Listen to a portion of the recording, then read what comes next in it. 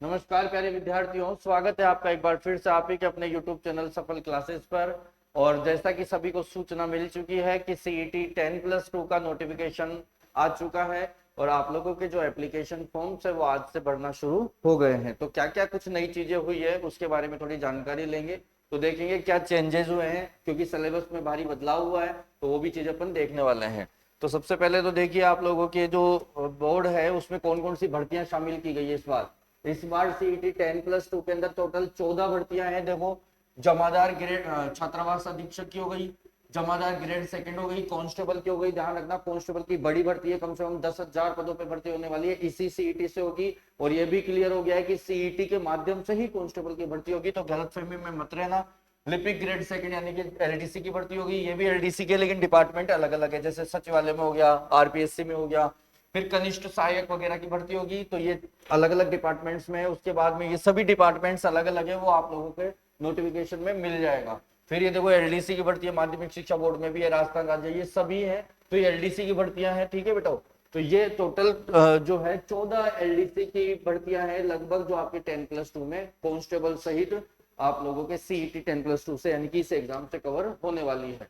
बात करते हैं आपके जो आयु क्या है। कुछ बच्चे डाउट में थे कि इसमें एज लिमिट क्या रहेगी, तो बेटा मिनिमम एज क्राइटेरिया कर दिया है, 18 साल तो कम से कम चाहिए ही चाहिए और मैक्सिमम 40 ईयर्स है, ठीक है, ये चीज ध्यान रखना। लेकिन 18 साल कौन सा वाला बच्चा, जो 1 जनवरी 2027 तक अपनी आयु 18 साल की कर लेगा वो एलिजिबल है। दूसरी चीज देखते हैं, पंजीयन शुल्क मतलब ओटीआर करना होता है, वो आप देख लेंगे अपने एसएसओ आईडी वगैरह पे। एक बार ओटीआर होता है तो उसके बाद दोबारा नहीं करना है। जो पहली बार एसएसओ वगैरह बना रहे हैं तो उनको ओटीआर करना पड़ेगा, वन टाइम रजिस्ट्रेशन बोलते हैं बेटा इसको। फिर बात करते हैं परीक्षा की तिथि, वेरी इंपॉर्टेंट है।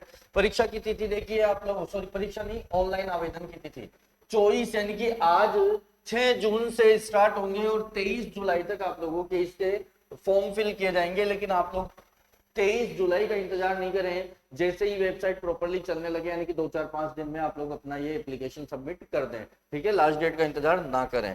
आगे चलते हैं, परीक्षा का आयोजन कब से कब तक होगा। तो सीईटी 10+2 का जो एग्जामिनेशन है वो 23-10 यानी कि 23, 24 और 25 3 दिन तक चलेगा, 23, 24, 25 अक्टूबर को। और रोजाना इसकी 2 शिफ्ट होगी बेटा, तो ऐसे करके टोटल 6 शिफ्ट में ये पेपर आयोजित होने वाला है, ठीक है। तो परीक्षा की तिथि भी आप लोग जानते हैं, अक्टूबर आने ही वाला है, ज्यादा दिन नहीं बचे हैं। इसके बाद में देखते हैं परीक्षा की स्कीम क्या रहेगी। तो इस बार क्या है कि 150 प्रश्न नहीं होंगे, इस बार प्रश्नों की संख्या कम की गई है, टोटल 120 क्वेश्चन है। इस बार पेपर 300 नंबर का नहीं है, इस बार पेपर 240 नंबर का है, तो ये थोड़ा सा चेंज हुआ है।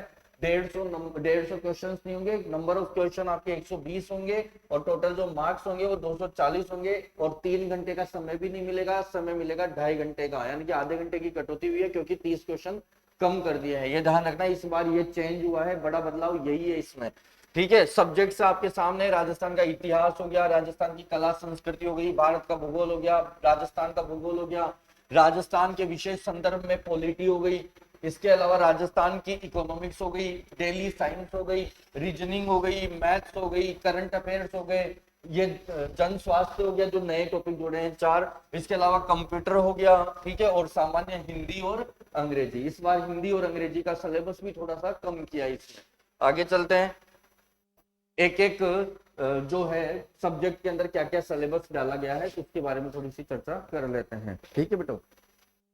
तो सबसे पहले देखिए, राजस्थान के इतिहास के अंदर सबसे पहले तो देखो सारी की सारी सभ्यताएं आ जाएगी, ठीक है। उसके अलावा पुरातात्विक स्थल आ जाएगा, सबसे पहले तो सभ्यताएं और पुरातात्विक स्थल। इसके बाद में आते हैं प्रमुख शासक और उनकी उपलब्धियां, यानी कि ध्यान रखना जो इतिहास पढ़ना है अपने को, राजवंश पढ़ेंगे उनमें शासकों के नाम और उनकी मेन उपलब्धियों के बारे में ही ज्यादा जानकारी लेनी है। इसके अलावा फिर आते हैं 1857 की क्रांति आ जाएगी, आप लोगों के जो है किसान आंदोलन आ जाएंगे, जनजातीय आंदोलन आ जाएंगे और प्रजामंडल आंदोलन आ जाएंगे, और राजस्थान का एकीकरण। सबसे ज्यादा जो प्रश्न बनने वाले हैं वो इसी वाले बिंदु में से बनने वाले हैं, ये भी ध्यान रखना आप लोग। फिर आते हैं प्रमुख ऐतिहासिक व्यक्तित्व वगैरह। इसका मतलब यह है कि बहुत ज्यादा डीपली आप लोगों को इतिहास में, इतिहास अगर पढ़ रहे हो राजस्थान का तो उसके अंदर आप राजवंशों के अंदर बहुत ज्यादा डीप में नहीं पढ़े, लेकिन राजवंशों की वंशावली प्लस उनके जो मेन उपलब्धियां हैं, अचीवमेंट्स हैं, वो जरूर तैयार कर लेना। बाकी मेन जो पॉइंट है मैं फिर बता रहा हूं, ये जो दूसरा पॉइंट है ना 1857 का विद्रोह, किसान आंदोलन, जनजातीय आंदोलन, प्रजामंडल और राजस्थान का एकीकरण, यही महत्वपूर्ण रहने वाला है। आफ्टर दैट देखते हैं दूसरा विषय, कला और संस्कृति में आ गया आप लोगों के स्थापत्य, मतलब दुर्ग वगैरह, छतरियां वगैरह आ जाएंगे, चित्रकला आ जाएगी, लोक संगीत आ गया, वाद्य यंत्र, नृत्य, नाटक आ जाएंगे, प्रमुख धार्मिक पंथ और लोक देवता आ जाएंगे। लोक देवता का मतलब ऐसा नहीं है कि लोक देवियों को छोड़ देंगे, उसी में इंक्लूड है लोक देवियां भी। सामाजिक जीवन में वेशभूषा आ जाएगी, आभूषण आ जाएंगे, मेले आ जाएंगे, त्योहार, रीति रिवाज और परंपराएं आ जाएगी, भाषा, बोलियां और साहित्य आ जाएंगे। कला और संस्कृति के क्षेत्र में प्रमुख व्यक्तित्व, जिसमें भी खास तौर से आप ये मान के चलो कि जिनको पद्मश्री वगैरह अवार्ड मिलते रहते हैं वो ज्यादा इंपॉर्टेंट है, तो वो देख लेना। भारत का भूगोल पे चलते हैं। फिर भारत के भूगोल के अंदर देखो मेनली आप लोग बात करेंगे स्वरूप पे, भारत का भौतिक स्वरूप, उसके अंदर देखेंगे पर्वत आ जाएंगे, पठार आ जाएंगे, मरुस्थल आ जाएंगे और मैदान आ जाएंगे। ठीक है बेटो। इसके बाद में नदियों की बात करेंगे तो नदियों के साथ ही बांध भी पढ़ लेंगे, झीलें हो जाएगी और सागर हो जाएंगे। फिर आते हैं अगला टॉपिक, वन्य जीव और अभ्यारण्य है, साथ ही साथ आपदा प्रबंधन और जलवायु परिवर्तन है। इसका मतलब और जो टॉपिक्स आपके खनिज वगैरह है वो सारे टॉपिक्स इसमें नहीं है। तो भारत के भूगोल में इतना ही पढ़े जो आपके सिलेबस के अंदर है। नेक्स्ट इसके बाद में अगला पॉइंट आता है राजस्थान का भूगोल। तो राजस्थान के भूगोल के अंदर देखो भौतिक स्वरूप आ जाएगा, वनस्पति आ जाएगा, नदी नाले आ जाएंगे, राजस्थान के प्राकृतिक संसाधन, खनिज संपदा यहाँ पर है। इंडिया जीके में, इंडियन ज्योग्राफी में खनिज नहीं पढ़ना है, यहाँ पढ़ना है। वन संपदा दोनों जगह पढ़ना है, जल संसाधन केवल राजस्थान का पढ़ना है, पशु संपदा सिर्फ राजस्थान की पढ़नी है, वन्य जीव अभ्यारण्य दोनों के पढ़ने हैं। फिर आते हैं जनसंख्या से संबंधित जो वितरण हो गया, तो जनगणना 2011 ही आएगी आप लोगों के, तो जनगणना 2011 के सारे आंकड़े, वृद्धि हो गया, घनत्व हो गया, साक्षरता हो गया, लिंगानुपात हो गया। फिर आते हैं जनजातियां। ठीक है, जनजातियों के बाद में आ जाते हैं राजस्थान में पर्यटन, और दो टॉपिक ऊपर बच गए आप लोगों के, मृदाएं और जलवायु दशाएं। तो ये तो ज्योग्राफी का सिलेबस है, ये थोड़ा सा ज्यादा है, ज्योग्राफी ज्यादा आएगी, ध्यान रखना बेटा। नेक्स्ट चलते हैं राजस्थान के विशेष संदर्भ में, पॉलिटी आ गई, मतलब भारतीय राजनीतिक व्यवस्था, यानी कि इंडियन पॉलिटी की बात कर रहा है तो इंडियन पॉलिटी में कॉन्स्टिट्यूशन पढ़ना है। कॉन्स्टिट्यूशन में भाग 4 क तक मेन इंपोर्टेंट होता है। भाग 1 के अंदर आप लोगों के जो है राज्य, केंद्र शासित प्रदेश वगैरह ही आ जाएंगे। भाग 2 के अंदर नागरिकता आ जाएगी। भाग 3 में मौलिक अधिकार आ जाएंगे। भाग 4 के अंदर नीति निर्देशक तत्व आ जाएंगे। भाग 4 का में मौलिक कर्तव्य आ जाएंगे। मेनली ये है। उसके बाद में डायरेक्ट अपन राष्ट्रपति पे चलेंगे, तो ये राष्ट्रपति भी है, प्रधानमंत्री भी है और मंत्रिपरिषद भी और संसद भी है, उच्चतम न्यायालय और निर्वाचन आयोग। ये मोटे मोटे सारे टॉपिक इन्होंने कवर कर लिया, यानी कि भाग 5 तक का कंटेंट है। फिर आते हैं भाग 6 पे, तो भाग 6 में जाते हैं अपने को पता है राजस्थान की पॉलिटी स्टार्ट हो जाती है। तो राजस्थान की राजनीतिक और प्रशासनिक व्यवस्था, जिस राज्यपाल हो गया, मुख्यमंत्री हो गया, राज्य विधानसभा हो गई, उच्च न्यायालय हो गया, राजस्थान लोक सेवा आयोग हो गया, राज्य निर्वाचन आयोग हो गया, राज्य सूचना आयोग, जितने भी आयोग है वो सारे पढ़ने हैं राजस्थान वाले। तो साथ ही साथ स्थानीय स्वशासन और पंचायती राज भी पढ़ना है। फिर आते हैं इकोनॉमिक्स में क्या क्या टॉपिक्स हैं, ध्यान से देख लेना, ज्यादा डीप में नहीं जाना है। राजस्थान के विकास में उद्योग, कृषि, ये ज्योग्राफी में भी पढ़ते हैं अपन। ठीक है, पशुपालन, खनिज क्षेत्र की भूमिका रहेगी। राजस्थान की अर्थव्यवस्था की विशेषताएं और समस्याएं क्या क्या है। राजस्थान की आय व बजट की अवधारणा, जो अभी हाल ही में जो बजट आया था, तो पुराने बजट्स की एक बार देख लेना कि पहला बजट कौन जारी किया था, तो बजट से संबंधित विशेषताएं, और वर्तमान में जो बजट आया है उसके बारे में देख लेना। राजस्थान में विभिन्न, फिर साथ ही साथ देखो हस्तशिल्प उद्योग, बेरोजगारी, सूखा, अकाल वगैरह है। राजस्थान में विभिन्न कल्याणकारी योजनाएं इकोनॉमिक्स में पढ़ी जाती है, आप लोगों को पता है। साथ ही साथ कुछ नई योजनाएं अलग से दे दी है, जैसे कि मनरेगा के बारे में अलग से इन्होंने पूरा का पूरा दिया है, यानी कि नरेगा का नाम जो बदल करके कर दिया गया है, वीवीजी राम, ये सब चीजें है ना जो इंपॉर्टेंट है, देखो अलग से दे दिया। रोजगार एवं आजीविका के लिए guarantee mission, VBG Ram ji, तो ये दो अलग से ही दिए, तो दोनों को डिटेल में पढ़ लेना है कि इसकी शुरुआत कब से हुई थी। तो इकोनॉमिक्स के अंदर आप लोग सिलेबस के अकॉर्डिंग पढ़ोगे ना तो जल्दी कवर हो जाएगा, ज्यादा डीप में पढ़ने की बजाय अभी केवल सिलेबस कवर करो। उसके बाद में जब आप लोगों की भर्ती आएगी, यानी कि एलडीसी या कांस्टेबल की करोगे, उसको थोड़ा डीपली पढ़ना है बेटा, बिकॉज अभी केवल 40% पे फोकस करना है। इसके अंदर अगर आप लोग 90% बनाते हो तो इतना कोई महत्व नहीं है, 40% वाले का भी वही महत्व है, 90% वाले का भी वही सेम महत्व है। इसका मतलब हमें सिर्फ और सिर्फ इसको क्वालिफाई करना है, ध्यान रखते हुए कि नेगेटिव मार्किंग है। फिर आते हैं साइंस के अंदर, देखो भौतिक विज्ञान आ जाएगा, सबसे पहले रासायनिक विज्ञान आ जाएगी। तो मोटे मोटे टॉपिक्स जो होते हैं इंपॉर्टेंट, वो उन पे ध्यान देना है। साथ ही साथ ऑक्सीकरण, अपचयन, ये इनका आ जाएगा रसायन विज्ञान के अंदर। धातु अधातु वगैरह आ जाएंगे। ठीक है, फिर आते हैं कार्बन और कार्बन के यौगिक, हाइड्रोजन। मैं बता रहा हूँ आप लोगों के फिजिक्स, केमिस्ट्री और बायोलॉजी के सारे थोड़े थोड़े से ऊपर ऊपर के मोटे मोटे तथ्य आप लोगों को ध्यान में रखने हैं। ठीक है बेटा, लेकिन साइंस के खूब सारे टॉपिक हैं आप लोग देख पा रहे हो, तो इसका मतलब ये है कि साइंस का जो है प्रतिशत जो हो जाएगा वो ज्यादा हो जाएगा, इसलिए साइंस को अच्छे से तैयार करें। प्रकाश आ जाएगा, अंतरिक्ष और सूचना प्रौद्योगिकी आ जाएगा, इसके बाद में अनुवांशिकी से संबंधित आ जाएंगी, मेंडल का अनुवांशिकता का नियम आ जाएगा। ठीक है, ये सारी चीजें देखनी है। फिर आते हैं पर्यावरण अध्ययन, ये भी अपने को किस में पढ़ना है, साइंस में ही पढ़ना है, तो पर्यावरण अध्ययन को अच्छे से तैयार कर लेना, यहाँ से भी 2-3 क्वेश्चन बनते हैं। फिर आते हैं जैव प्रौद्योगिकी पे आ जाएंगे, इसके बाद में आ जाएंगे जंतुओं का आर्थिक महत्व, पादपों का महत्व, रक्त समूह वगैरह आ जाएगा।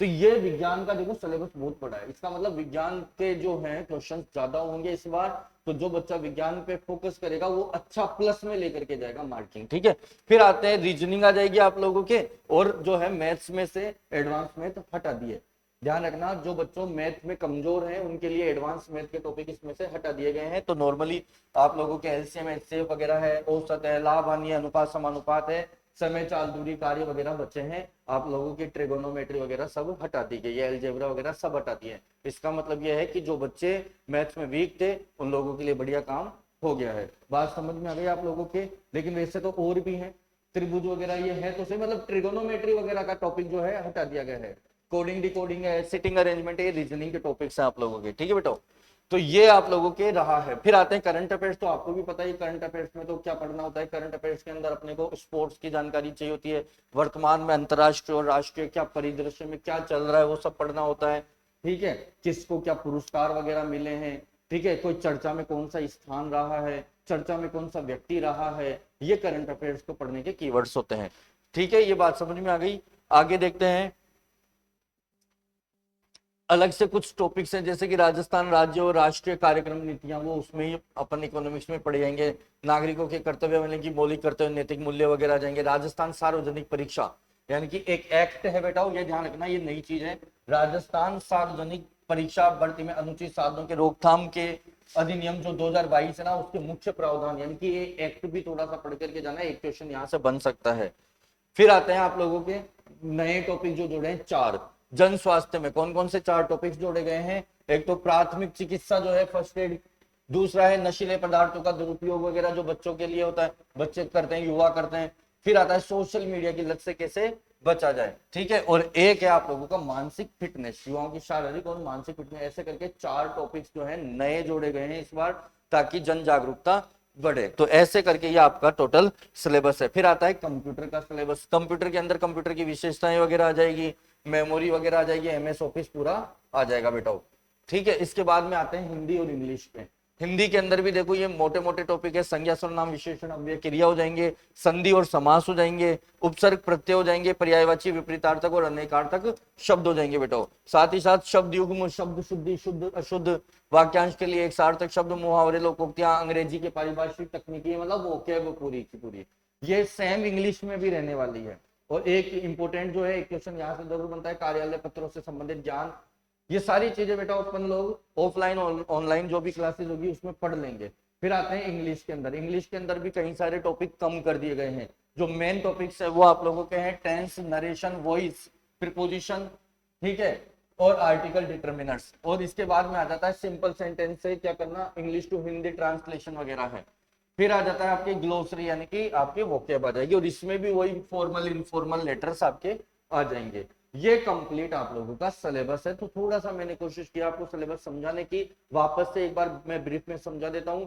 जो फॉर्म है आज 24 जून से स्टार्ट हो चुके हैं और 23 जुलाई तक आप लोगों के लास्ट डेट रहेगी। और फॉर्म के अलावा परीक्षा की तिथियां जो है वो रहेगी 23, 24 और 25 अक्टूबर को। तो जल्दी से जल्दी कोशिश करें कि अपना सिलेबस कवर करें और अपना फॉर्म फिल करें। और अगर अधिक जानकारी चाहिए हो तो आप सफल क्लासेस में विजिट कर सकते हैं।